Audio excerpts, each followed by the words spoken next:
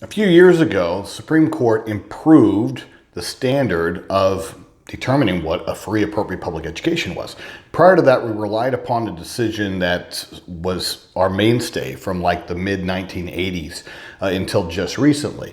And the standard, the changes really did improve and impact and raising the bar with regards to the analysis of what a free, appropriate public education means, especially for kids that are moderate to severely impacted with regards to their disability and how it impacts them within their school environment.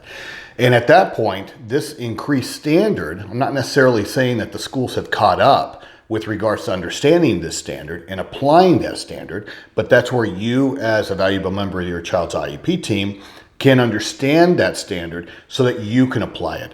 And one of the biggest aspects of it was inserting the word according to the child's individualized circumstances or individual circumstances.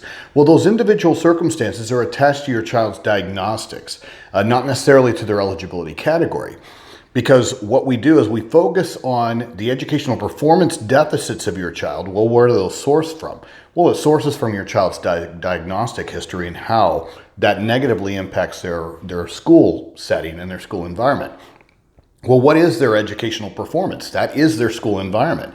So educational performance is directly connected to your child's individual circumstances, and that is what needs to be analyzed by your IEP team so that you can have good goal development and good service minutes with regards to specialized instruction, along with their related services in the form of speech language, behavioral services, OT, things of that nature. So everything sort of drives back to that standard of FAPE according to the child's individual circumstances.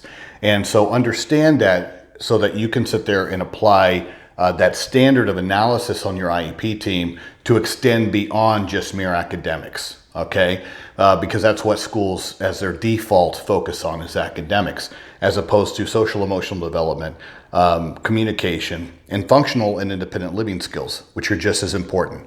If you like this video, please go to our YouTube channel under the name Ask a Special Education Attorney for more in-depth videos and content.